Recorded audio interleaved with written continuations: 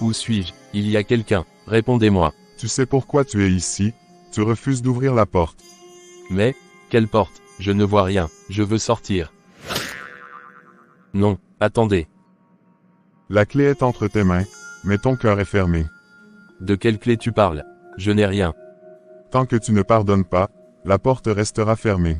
Je ne peux pas. Tu ne sais pas ce qu'il m'a fait. Celui qui pardonne, ouvre la voie à sa propre liberté. Encore ce rêve, mais qu'est-ce qui ne va pas avec moi? Je vois toujours cette chambre noire, et ce vieux monsieur qui me parle. Il me dit que j'ai la clé. Mais de quelle clé il parle? Qui est-il?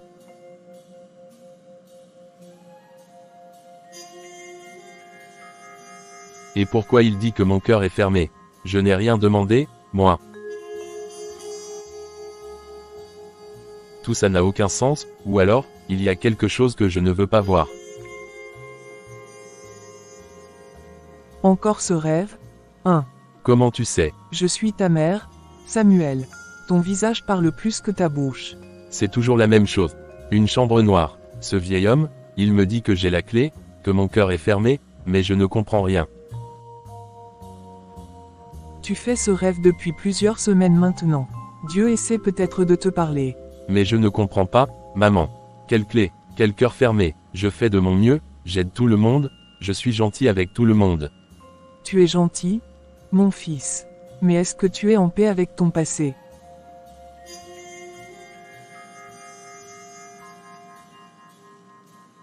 Je sais que tu refuses de parler de ton père, mais Dieu voit ce qu'il y a au fond de ton cœur, même ce que tu caches à tout le monde. Ce n'est pas facile, maman, tu sais ce qu'il nous a fait. Oui, mais tant que tu ne pardonnes pas, tu restes prisonnier. Peut-être que cette clé dont parle ton rêve, c'est le pardon. Bon, maman, je dois y aller. J'ai quelques courses à faire au quartier. Je ne peux pas rester ici encore 2 minutes sinon je vais être en retard. D'accord mon fils. Que Dieu te bénisse et t'ouvre les bonnes portes aujourd'hui. Merci maman, on en reparlera ce soir, d'accord. Oui, on en reparlera. Et surtout, ne fais pas de travaux trop durs. Tu sais ce que le docteur a dit.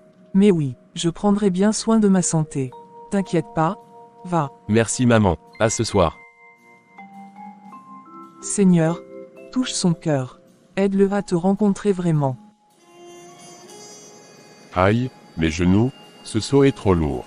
Laissez, Papa Kofi, je vais vous aider. Il prend le seau d'eau des mains du vieil homme et le porte jusqu'à l'intérieur de la cour. Que Dieu te bénisse mon fils. Tu es toujours là pour nous. On est ensemble, Papa Kofi. C'est normal. Samuel, viens goûter mes bananes. C'est les plus mûres du quartier. Ghislaine, je n'ai pas encore eu mon salaire, mais je passe demain. Ne t'inquiète pas, Dieu va te bénir. Et petit, qu'est-ce qu'il y a? Pourquoi tu pleures comme ça? J'ai perdu l'argent que maman m'a donné pour acheter le riz, elle va me taper. Tiens, ne pleure pas. Va acheter le riz, mais promets-moi de bien faire attention la prochaine fois. Merci beaucoup, grand frère. Que Dieu te bénisse. Tout le monde dit que je suis bon, mais alors pourquoi ce vide? Pourquoi ce rêve? Ah Samuel, enfin tu arrives. Tu veux me faire vieillir plus vite, hein? Une seule journée sans te voir, j'ai mal au cœur moi. Excuse-moi maman Grace, j'ai eu un petit souci en route. Rien de grave, mais je suis là maintenant. HMM, tu ne veux pas dire ce que c'est, mais je sais, toi tu es comme ça. Discret, mais toujours présent. Tu as un bon cœur, mon fils. Continue ainsi, Dieu ne t'abandonnera jamais. Merci maman, ne t'inquiète pas pour moi, je gère. Bon, dis-moi, qu'est-ce qu'on fait aujourd'hui? Va jeter un coup d'œil au coin là-bas. Le seau d'eau était presque vide hier. Et regarde aussi le linge, si la lessive est bien sèche. Tu connais la maison mieux que moi maintenant. D'accord, je vais vérifier tout ça, si l'eau manque, je vais aller puiser tout de suite.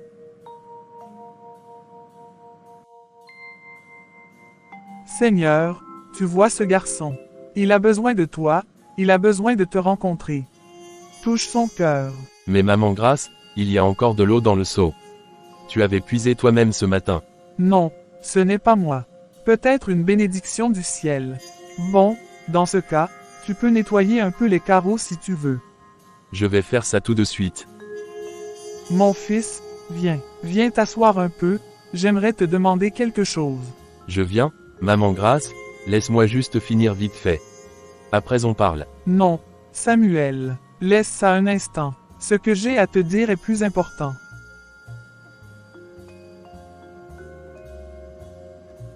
Tu sais, je n'ai qu'une fille.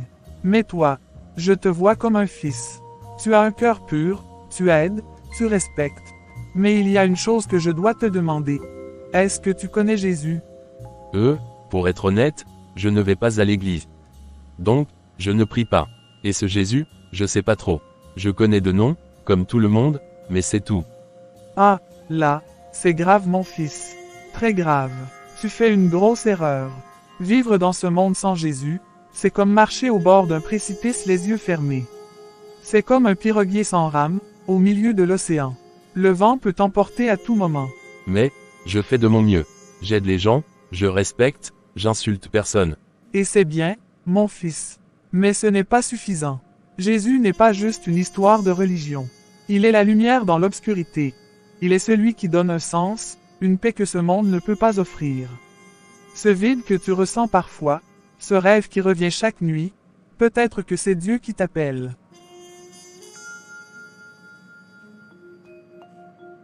Mais, maman Grâce, pourquoi tout le monde parle de Jésus comme s'il était encore là? Il est mort? Non. Il y a des siècles, comment peut-il encore aider aujourd'hui? Comment peut-il m'aider, moi? Oui, mon fils, il est mort, mais il est aussi ressuscité. Et parce qu'il vit, il agit encore aujourd'hui.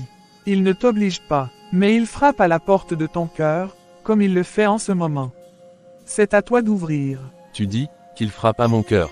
Mais, comment je saurais que c'est vraiment lui? J'ai des rêves étranges, je vois un vieil homme, une chambre noire, il parle de clés, ça me perturbe. Peut-être que ce vieil homme, ce rêve, c'est un avertissement. Un appel. Dieu parle parfois par des songes. Mais il ne veut pas te faire peur, il veut te sauver. Il veut te montrer qu'il y a un chemin meilleur que celui que tu connais. Et, si je voulais en savoir plus, je fais quoi? Viens avec moi dimanche à l'église. Ce n'est pas un piège, ni une obligation. Juste, viens voir. Écoute, pose tes questions. Tu n'as rien à perdre. Et peut-être, tout à gagner. Elle dit que sans Jésus, je suis comme un bateau sans gouvernail, emporté par le vent. Est-ce que, c'est vraiment ça qu'il me manque? Est-ce que c'est pour ça que j'ai toujours ce vide, cette colère? J'ai entendu des gens dire que Jésus est un ami, qu'il écoute. Qu'il peut même consoler, je ne sais pas comment on prie. Mais si c'est juste parler, alors, je vais essayer. Je ne te connais pas, Jésus. Je ne sais même pas si tu m'écoutes. Mais je suis fatigué, j'ai mal à l'intérieur. Et ce rêve, je ne veux plus me réveiller avec cette peur. Une larme coule sur sa joue. Si tu es réel, si tu peux me donner la paix, montre-moi. Parle-moi, même dans mes rêves, mais ne me laisse pas comme ça. C'était peut-être ça, prier, juste parler. Je vais voir si quelque chose change.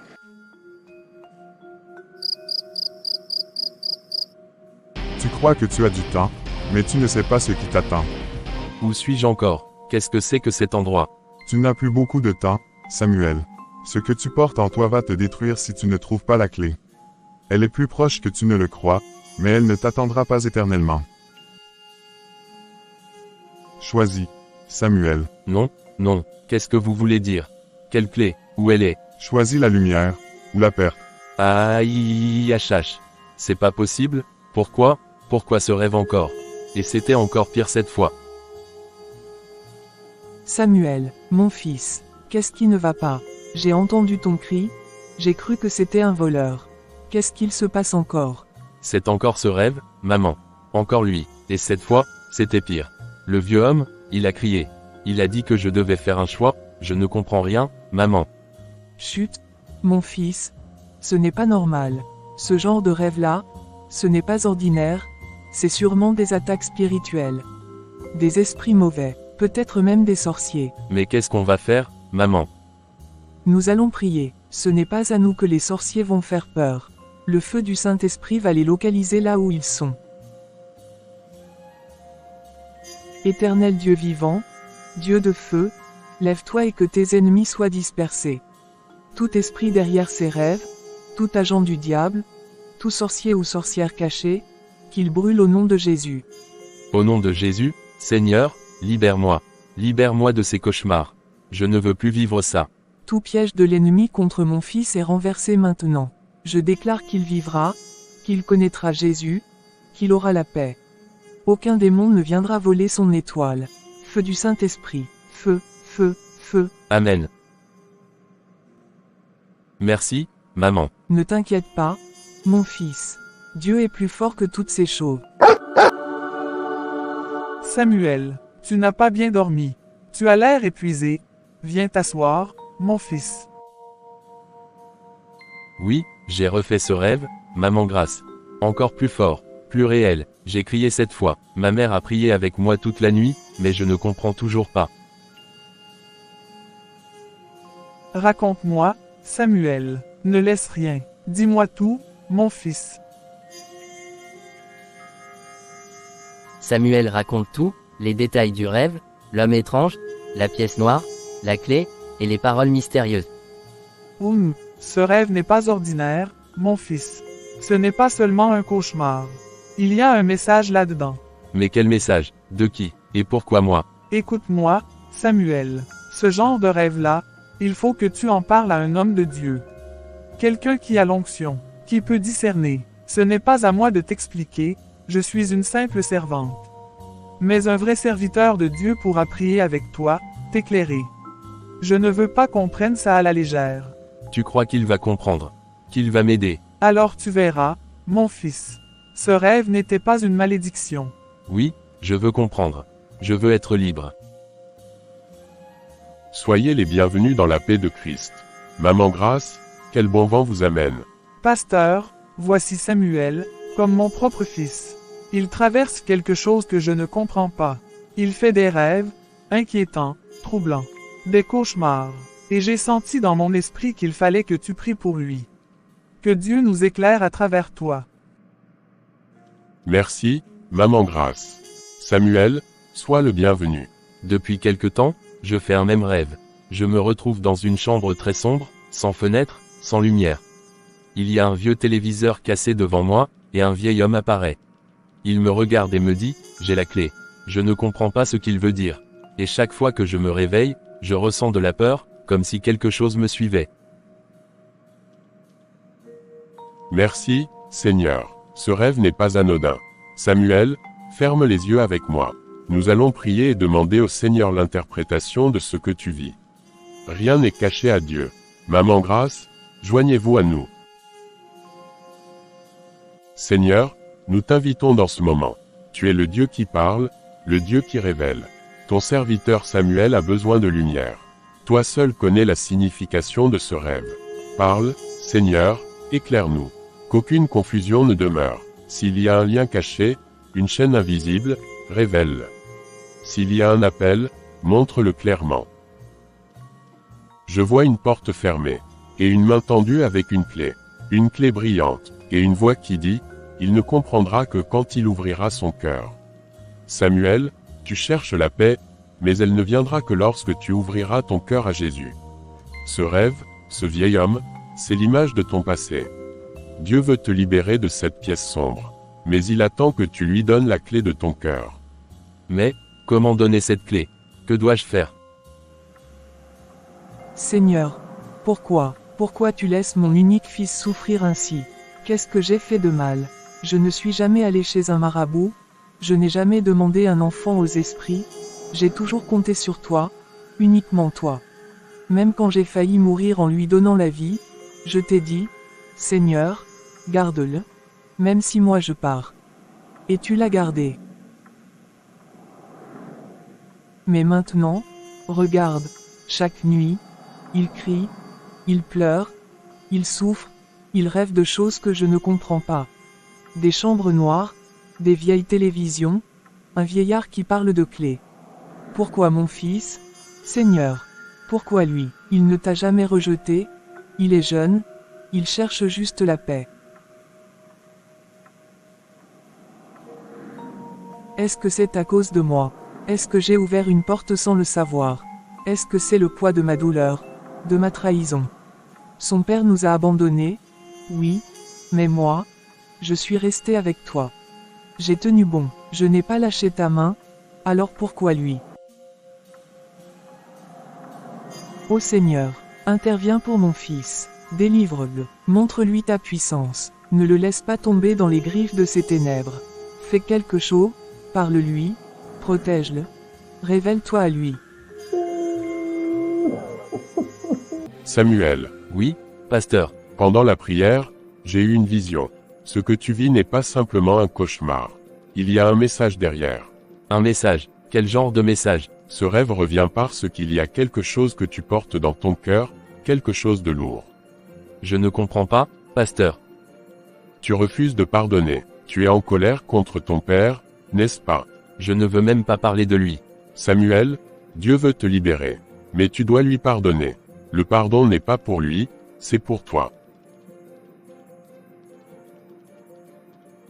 Tant que tu gardes cette haine, tu restes lié. Tu pries, mais ton cœur est encore prisonnier. Alors quoi, pasteur? Pour être en paix, je dois oublier tout ce qu'il a fait. Non, tu ne dois pas oublier. Mais tu dois remettre cette douleur entre les mains de Dieu. Lui seul peut guérir ton cœur. C'est facile à dire. Vous ne savez pas ce qu'on a vécu. Samuel, je sais que c'est difficile. Mais il faut en parler. La haine te garde captif. Le pardon est la clé de ta liberté. Cet homme, il m'a abandonné. Il a trahi ma mère.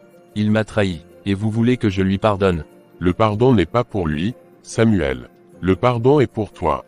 Jésus a dit, si vous ne pardonnez pas, votre Père céleste ne vous pardonnera pas non plus. Je ne peux pas, je ne veux pas. Il ne mérite pas de pardon. Il a détruit ma famille. Je sais, Samuel, mais c'est toi qui es enchaîné. Tu portes un fardeau lourd. Dieu veut te libérer. Si tu veux vraiment la paix, tu dois lui ouvrir ton cœur. Je préfère garder ma douleur que lui pardonner. Le Seigneur ne forcera pas ton cœur, Samuel. Mais si tu veux être libre, il te faut pardonner.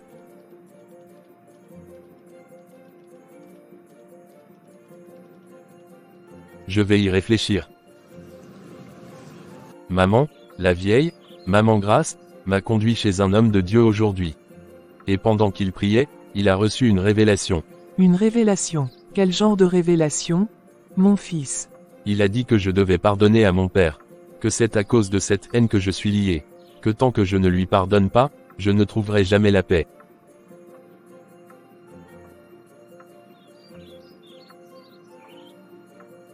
Mon fils, tu es mon œil, tu es ma vie. Depuis que tu es né, tu es tout pour moi. Si c'est ce pardon qui peut enfin ramener ton sourire, alors je t'en prie, pardonne-lui. Non, maman, non, je ne peux pas. Cet homme a fait pleurer la femme la plus forte que je connaisse. Il t'a abandonné, il ne m'a jamais cherché, jamais regardé, jamais demandé si je vivais ou pas. Et c'est aujourd'hui que je dois lui pardonner.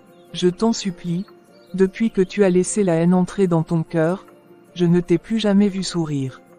J'ai perdu le vrai visage de mon fils. Si c'est le pardon qui peut nous rendre ce bonheur, alors n'attends plus. Tu veux savoir pourquoi je suis dans cet état, maman? C'est à cause de lui. C'est lui la racine de tout. Comment veux-tu que je lui pardonne alors que c'est à cause de son absence qu'on a autant souffert? Et si c'était justement pour briser cette chaîne qu'il faut faire ce pas? Pas maintenant, maman, je ne peux pas. Je ne suis pas prêt.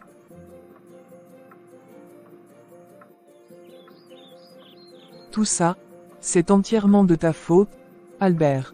Regarde ce que tu as laissé derrière toi. Un fils brisé, une mère à bout. Sarah, regarde ce que je t'ai ramené. C'est pas grand-chose, mais j'ai pensé à toi. Tu penses toujours à moi, Albert. Tu m'as promis de rester à mes côtés, quoi qu'il arrive. Ce petit, je le protégerai toute ma vie. Je serai le père qu'il mérite. On va construire quelque chose de beau, toi et moi. Je te fais confiance, Albert, ne me laisse jamais, s'il te plaît. Jamais, Sarah, jamais.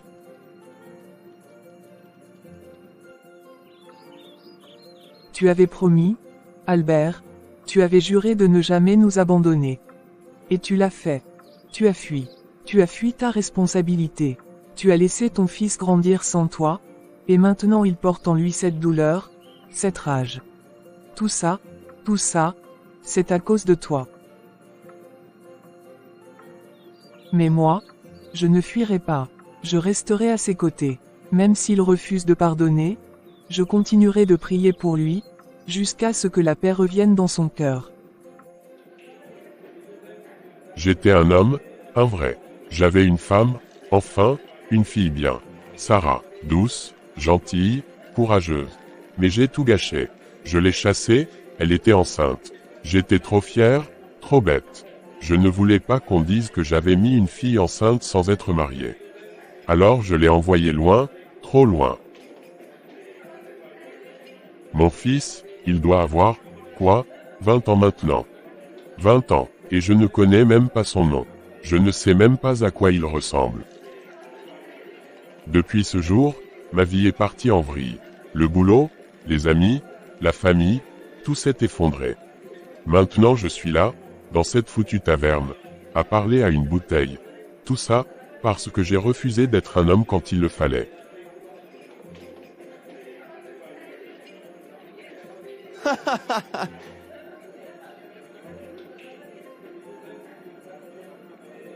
Tu crois qu'on peut retrouver une femme après 20 ans? Tu crois qu'un fils peut pardonner un père comme moi? Un père qu'il n'a jamais vu? Je sais pas, mais tant qu'il y a vie, il y a espoir, non. Non, non, serveuse. Moi je suis très méchant. J'ai fait beaucoup de mal à Sarah, et mon fils. Le jour de son accouchement, j'ai fait le pire. Sarah, s'il te plaît, arrête de crier. Le docteur va bientôt s'occuper de toi. Basile, c'est le bébé qui arrive. J'ai mal au bas-ventre. Je n'arrive plus à me tenir debout. S'il te plaît, appelle vite le docteur.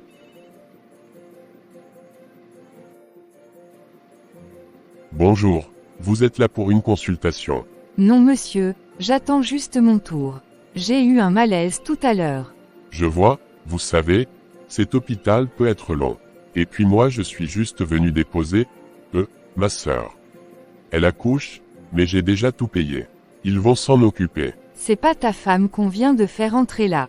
Elle avait l'air vraiment mal. Non, non, c'est la femme de mon petit frère.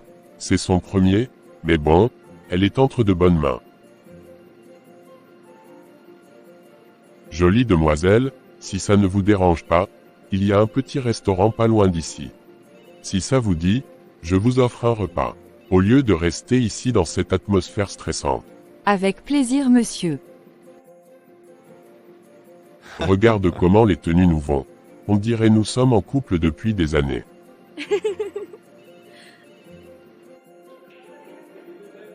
Je l'ai laissé, ce jour-là. Mon propre enfant, il est né sans moi. Et Sarah, elle a accouché seule. Tout ça, pour une fille dont je n'ai même plus le nom. Seigneur, si jamais tu m'écoutes encore, donne-moi une chance de réparer ça. Une seule.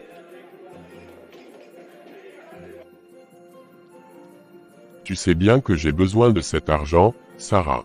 C'est pas un jeu, ce business peut me rapporter gros. Albert, c'était le dernier bijou que ma mère m'a laissé.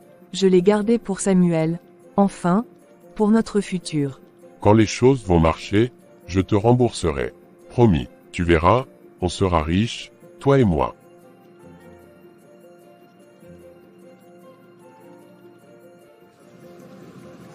Quelques mois plus tard, Sarah entre dans la maison, fatiguée. Elle trouve Albert bien habillé, assis, un verre à la main. Albert, il me faut un peu d'argent pour l'échographie. Le docteur dit que ce sera une grossesse difficile. Échographie, tu crois que j'ai une imprimerie à la maison? C'est toi qui as voulu garder cet enfant. Albert, comment peux-tu dire ça? Tu ne m'as rien apporté dans cette vie à part des dettes et des pleurnicheries. Sors de ma maison. Il prend son verre et le jette contre le mur. Sarah tremble, prend lentement son sac, pose une main sur son ventre, et part, en larmes. C'est avec les miettes qu'il m'a laissées, que j'ai payé la césarienne. C'est avec mes larmes, que j'ai nourri Samuel. Seigneur, je ne t'ai jamais abandonné, même quand lui m'a abandonné. Mais pourquoi aujourd'hui encore, mon fils doit-il souffrir pour les fautes de son père? Pourquoi maintenant? Pourquoi vous me demandez ça maintenant?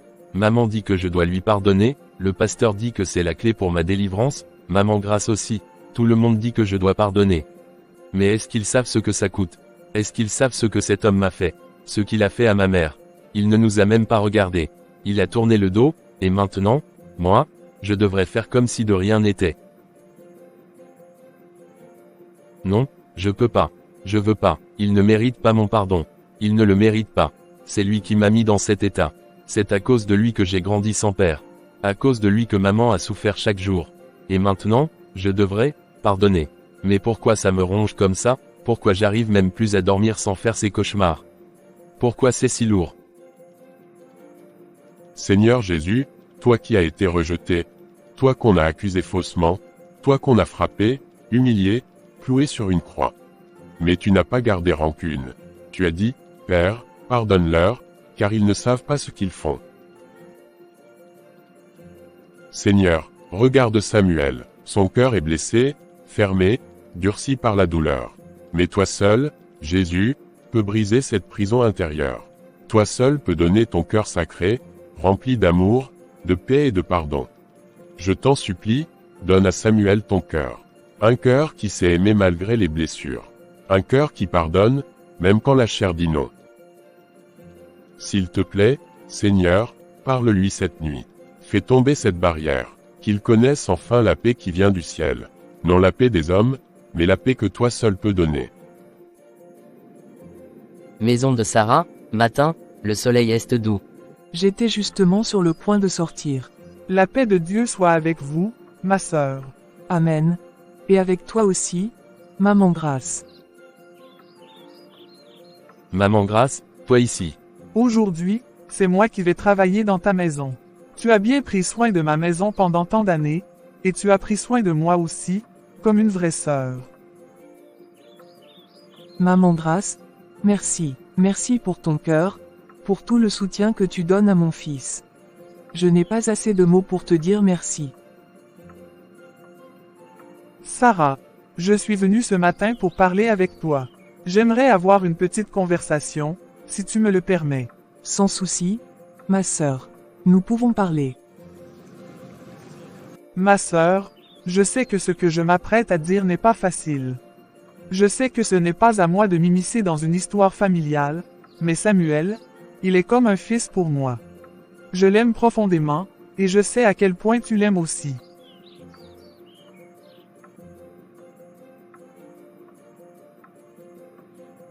Mais cette situation, cette douleur, elle est en train de le détruire doucement. As-tu remarqué qu'il ne participe à rien avec les autres jeunes? Il ne joue pas, il ne rit pas, il ne parle pas beaucoup. C'est comme s'il n'était pas dans ce monde. Je suis venu, aujourd'hui, pour te demander une chose. Je veux que tu l'aides à retrouver son père. Pas pour renouer des liens familiaux, mais pour lui permettre de pardonner. Car c'est le pardon qui le guérira. Maman Grace, je vous comprends parfaitement. Je sais que vous parlez avec sagesse et avec amour, mais, pour Albert, je suis désolée.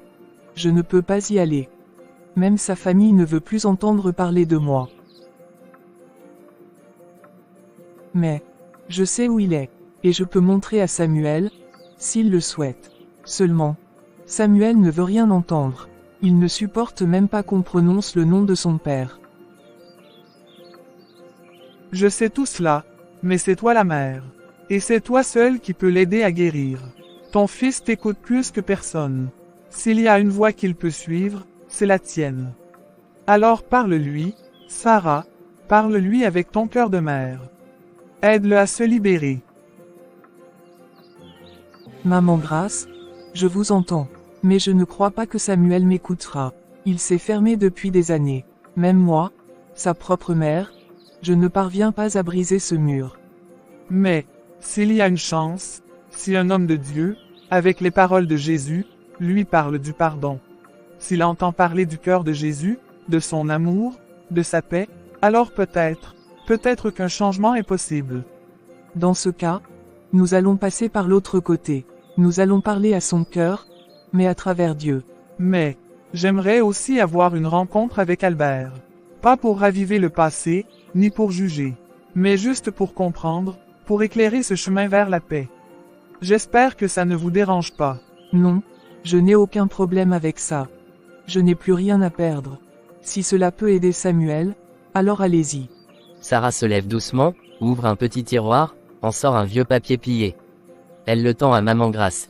C'est là qu'il vit. Il n'a jamais changé d'endroit. Merci, Sarah. Qu'il en soit fait selon la volonté de Dieu. Oui que tu es suppé pour vous, je vous connais pas. Nous non plus, monsieur, mais nous connaissons un peu votre histoire. Et nous sommes venus avec paix. Mon histoire, vous êtes de la police, de la mairie. Non, Albert, nous sommes des serviteurs de Dieu. Et nous venons en tant que frères et sœurs, pas pour juger, mais pour parler. Bon, entrez, je n'ai pas grand-chose à offrir, sauf un peu de silence. Alors, dites-moi, qu'est-ce qui vous amène ici, chez moi, si tôt, et en plus un matin de boisson? C'est votre fils, Albert, Samuel. Il a grandi, il est devenu un homme, mais il porte une douleur profonde, à cause du passé. À cause de ce que vous avez fait à sa mère, Sarah. Aujourd'hui, Samuel ne veut même pas entendre votre nom. Il refuse même d'adresser une prière dans laquelle vous êtes mentionné. Il souffre, Albert, profondément. Et cette souffrance le ronge. Nous ne sommes pas venus pour forcer, ni pour accuser, mais pour vous demander, voulez-vous revoir votre fils? Voulez-vous qu'un jour, il vous appelle, papa, sans haine, sans colère? Je rêve de ce jour depuis 20 ans, depuis que j'ai chassé Sarah enceinte, depuis que j'ai abandonné mon propre sang. Je ne sais même pas à quoi ressemble mon fils, mais chaque nuit, je prie sans savoir comme m'y prendre. Chaque jour, je me noie dans ce que je suis devenu, mais, oui, je veux le revoir. Je veux qu'il sache que je regrette tout.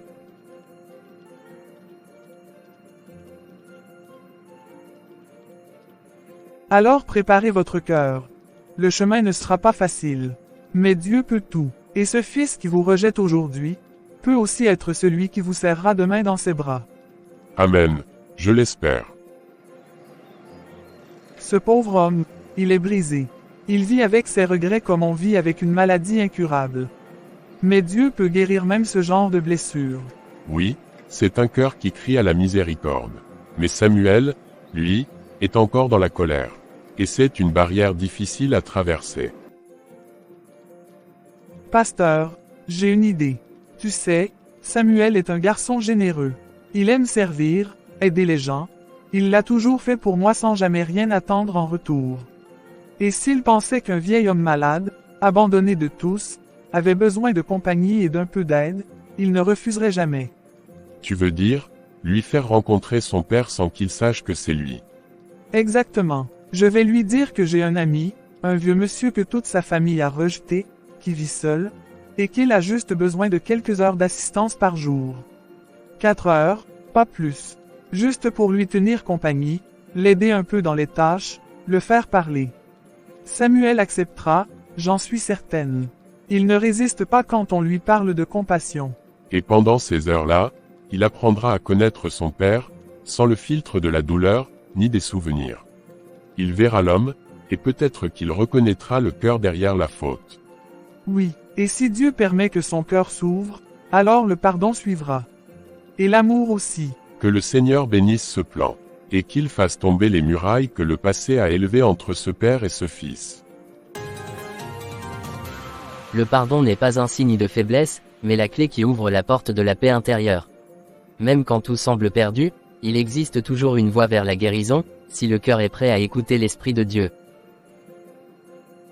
À vous, chers abonnés, si cette histoire vous a touché, si vous voulez savoir comment Samuel va réagir en découvrant la vérité.